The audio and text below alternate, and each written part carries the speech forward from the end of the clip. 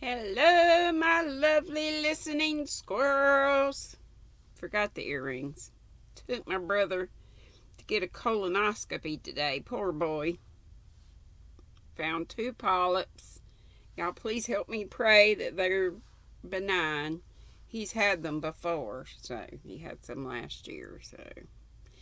But I'm praying that it's just going to be fine. And then when we came home, we had no power. I don't know how long it had been off, a few hours, because I got a text while we were out saying that ours might have been affected. We've had wind gusts here like crazy and rain and all that, but it's beautiful now. Yay! And we have power, as you can see. Okay, the last thing I said, but the stranger was gone. On entering the castle, she was observed to be impressed with deepest melancholy. Her relations vainly endeavored to ascertain the cause of her uneasiness, but the tremendous oath she had sworn completely paralyzed her faculties, and she was fearful of betraying herself by even the slightest intonation of her voice, or the least variable expression of her countenance. When the evening was concluded, the family retired to rest, but Clotilda, who was unable to take repose from the restlessness of her disposition, requested to remain alone in the library that adjoined her apartment. All was now deep midnight. Every domestic had long since retired to rest, and the only sound that could be distinguished was the sullen howl of the ban dog as he bayed. The waning moon, Clotilda remained in the library in an attitude of deep meditation. The lamp that burnt on the table where she sat was dying away, and the lower end of the apartment was already more than half obscured. The clock from the northern angle of the castle tolled out the hour of 12, and the sound echoed dismally in the solemn stillness of the night. Sudden, the oaken door at the farther end of the room was gently lifted on its latch, and a bloodless figure, apparelled in the habiliments of the grave, advanced slowly up the apartment. No sound heralded its approach as it moved with noiseless steps to the table where the lady was stationed. She did not at first perceive it till she felt a death-cold hand fast grasped in her own, and heard a solemn voice whisper in her ear, "Clotilda." She looked up. A dark figure was standing beside her. She endeavored to scream, but her voice was unequal to the exertion. Her eye was fixed as if by magic on the form which slowly removed the garb that concealed its countenance, and disclosed the livid eyes and skeleton shape of her father. It seemed to gaze on her with pity and regret, and mournfully exclaimed, "Clotilda, the dresses and the servants are ready. The church bell has tolled, and the priest is at the altar, but where is the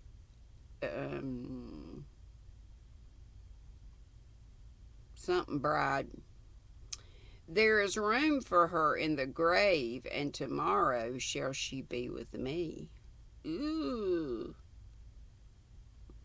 "Tomorrow?" faltered out the distracted girl. "The spirits of hell shall have registered it, and tomorrow must the bond be cancelled." The figure ceased, slowly retired, and was soon lost in the obscurity of distance.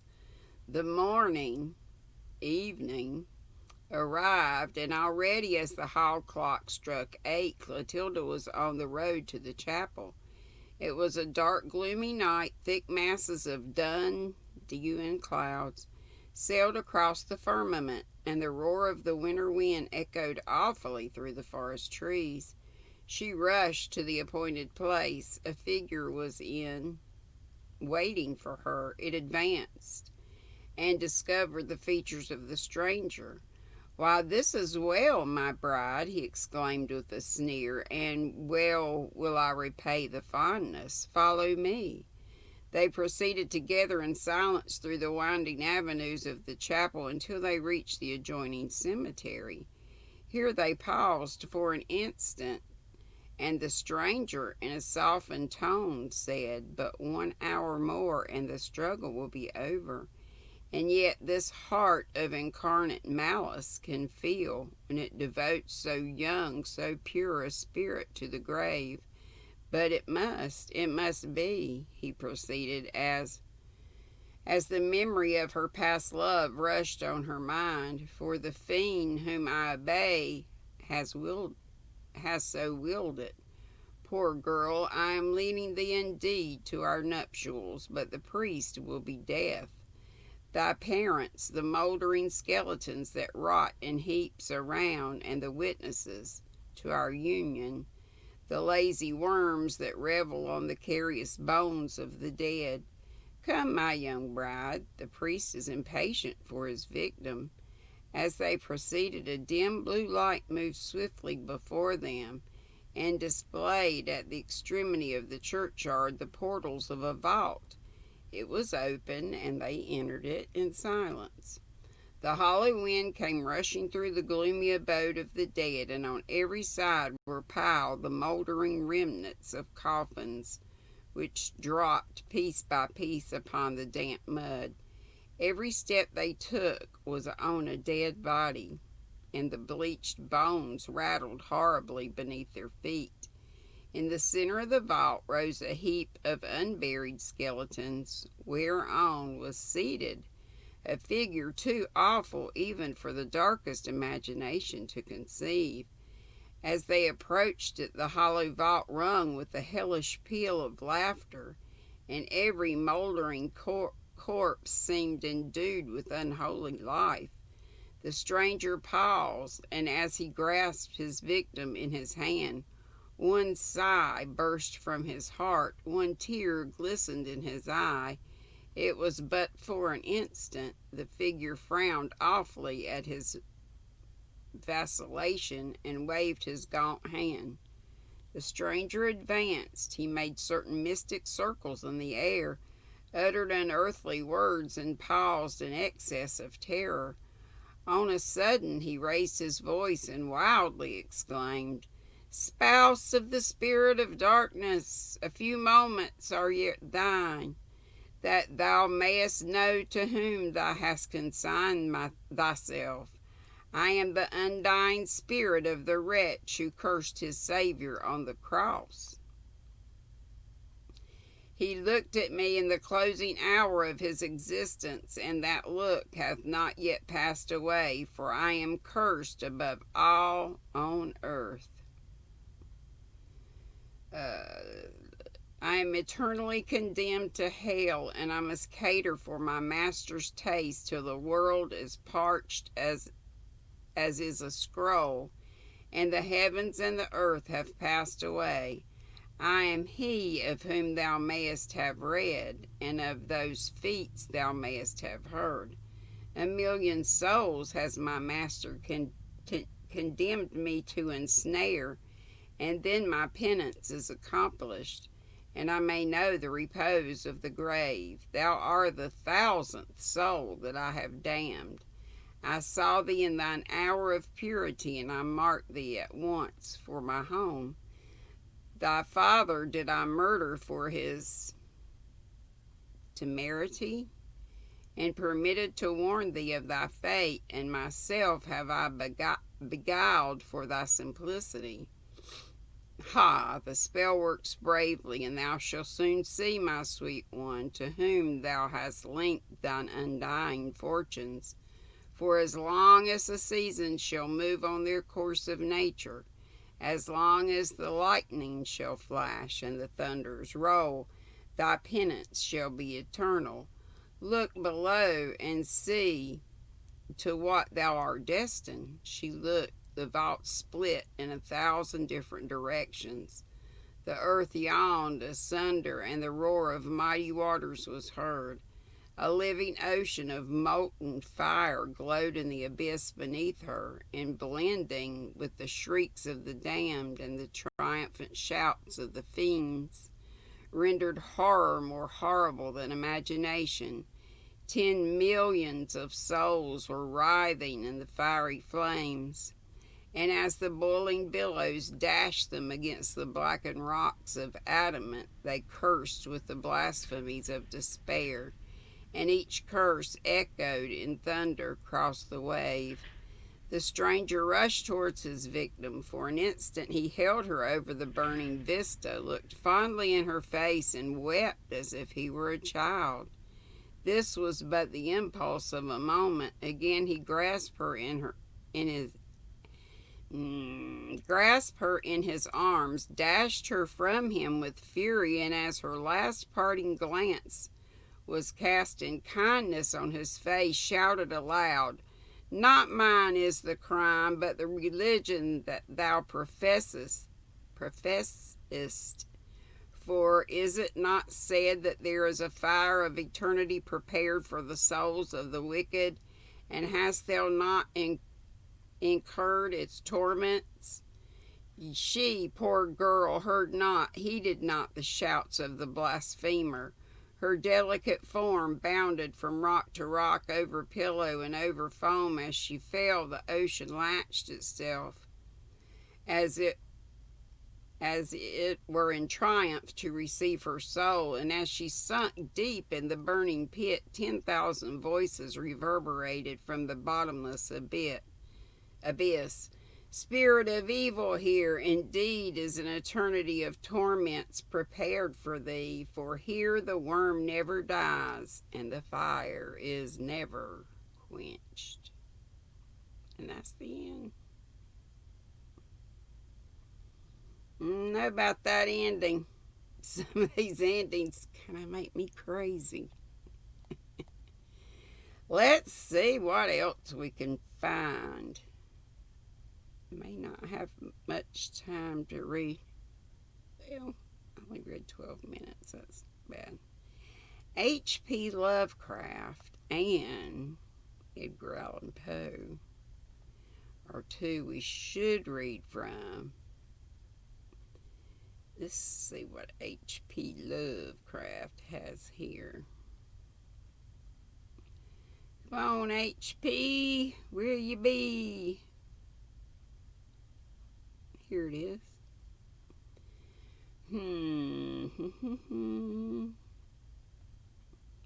Lots of titles. Excuse me. Itchy nose.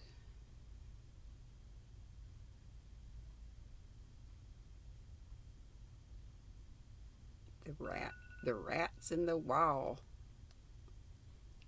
You.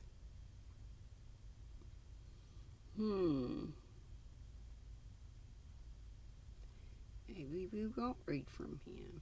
I'm sorry, I should have had something ready. I didn't realize we were so near the end.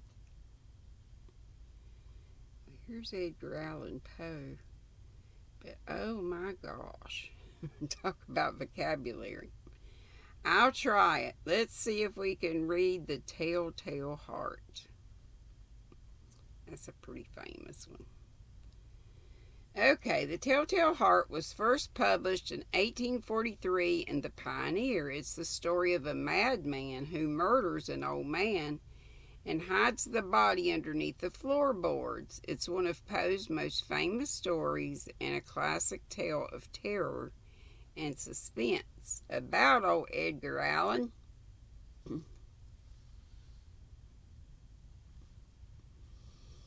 Although Edgar Allan Poe is best remembered for his short tales of the macabre, he was also an editor, literary critic, and poet. Poe was born in Boston in 1809. His father abandoned him and his mother the following year. When his mother died in 1811, he was just 2 years old. Poe went to live in Richmond, Virginia with John and Frances Allen. He stayed with them until he reached early adulthood, but the couple never legally adopted him. Much of Poe's work was inspired by the traumatic events he experienced during his life. His dark tales completely transformed the genre of the horror story, and his work continues to be an inspiration for many writers. However, Poe was also an early pioneer of the science fiction genre and is credited with being the inventor of the modern detective story. Poe died under mysterious circumstances in 1849, and I believe he's buried in. Oh, where did I go in Maryland? Baltimore. Seems like. I could be wrong. I often am. The Telltale Heart by Edgar Allan Poe. True, nervous, very, very dreadfully nervous I had been and am. But why will you say that I am mad? The disease had sharpened my senses, not destroyed, not dulled them. Above all was the sense of hearing acute. I heard all things in the heaven and in the earth. I heard many things in hell. How then am I mad? Hearken and observe how healthy, how calmly I can tell you the whole story. It's impossible to say how first the idea entered my brain, but once conceived, it haunted me day and night. Object, there was none. Passion, there was none. I loved the old man. He had never wronged me. He had never given me insult. For his gold I had no desire. I think it was his eye. Yes, it was this. He had the eye of a vulture, a pale blue eye with a film over it. Whenever it fell upon me, my blood ran cold, and so by degrees, very gradually, I made up my mind to take the life of the old man, and thus rid myself of the eye forever. Now this is the point. You fancy me mad. Madmen know nothing, but you shall have seen me. You should have seen me. You should have seen how wisely I proceeded, with what caution, with what foresight, with what dissimulation I went to work. I was never kinder to the old man than during the whole week before I killed him. And every night about midnight I turned the latch of his door and opened it, oh so gently. And then when I had made an opening sufficient for my head, I put in a dark lantern, all closed, that no light shone out, and then I thrust in my head. Oh, you would have laughed to see how cunningly I thrust it in. I moved it slowly, very, very slowly. It took me an hour to place my whole head within the opening so far that I could see him as he lay upon his bed. Ha! Would a madman have been so wise as this? And then when my head was well in the room, I undid the lantern cautiously, oh, so cautiously, for the hinges creaked. I undid it just so much that a single thin ray fell upon the vulture eye, and this I did for 7 long nights, every night just at midnight. But I found the eye always closed, and so it was impossible to do the work, for it was not the old man who vexed me, but his evil eye. And every morning when the day broke, I went boldly into the chamber and spoke courageously to him, calling him by name in a hearty tone, and inquiring how he had passed the night. So you see, he would never have been a very profound old man, indeed, to suspect that every night, just at 12, I looked in upon him while he slept. And upon the 8th night, I was more than usually cautious in opening the door. A watch's minute hand moves more quickly than did mine. Never before that night had I felt the extent of my own powers, of my sagacity.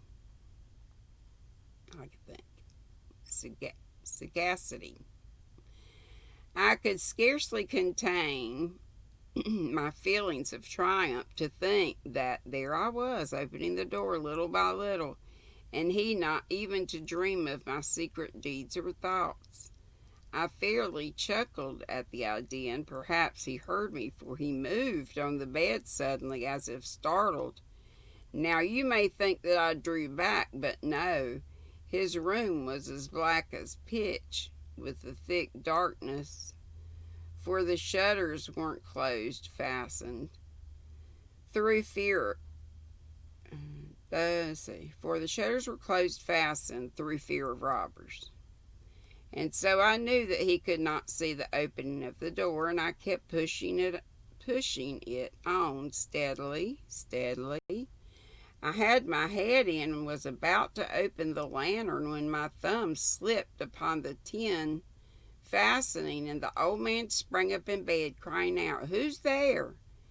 I kept quite still and said nothing. For a whole hour I did not move a muscle, and in the meantime I did not hear him lie down. He was still sitting up in the bed listening, just as I have done night after night, hearkening to the death watches in the wall. Presently I heard a slight groan, and I knew it was the groan of mortal terror. It was not a groan of pain or grief. Oh no.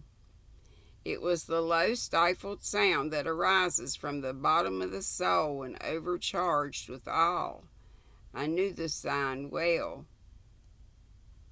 Many a night, just at midnight, when all the world slept, it was welled up from my own bosom, deepening with its dreadful echo the terrors that distracted me.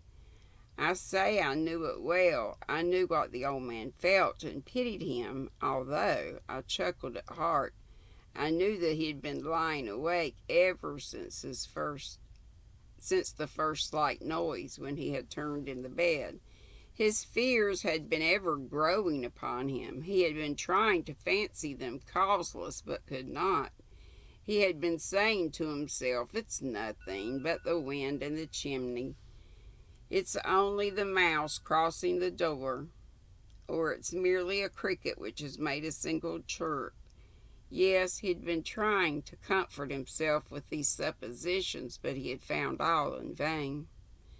All in vain, because death, in approaching him that stalked with his black shadow before him, and enveloped the victim, and it was the mournful influence of the unperceived shadow that caused him to feel, although he never saw or heard, to feel the presence of my head within the room. When I waited a long time, very patiently, without hearing him lie down, I resolved to open a very, very little crevice in the lantern. So I opened it, you cannot imagine how stealthily, until at length a simple, dim ray, like the thread of the spider, shot from out of the crevice and fell full upon the vulture eye. It was open, wide open, and I grew furious as I gazed upon it. I saw it with perfect distinctness. All a dull blue with a hideous veil over it that chilled the very marrow in my bones, but I could see nothing else of the old man's face, or a person for whom I directed the ray, as if by instinct, precisely upon the damned spot. And have I not told you that what you mistake for madness is but acuteness of the sense? Now I say, there came to my ears a low, dull, quick sound, such as a watchmaker's when enveloped in cotton. I knew that sound well, too. It was the beating of the old man's heart. It increased my fury as the beating of a drum stimulates the soldier into courage. I think I must stop right there. Courage, that's what I said. Okay, hope you enjoyed the rest of, or I forgot, the Spectre Bride. In the first part of the Telltale Heart. I'll be back tomorrow, and hopefully I'll have to see how much is left. Maybe another part, maybe the rest. And I'm not on today as it's Thursday, but see you around in somebody's chat. Sandy's on tonight at 8, and I'm sure somebody else is too. See you later. Love you all. Be sweet. Don't be ugly. Bye-bye.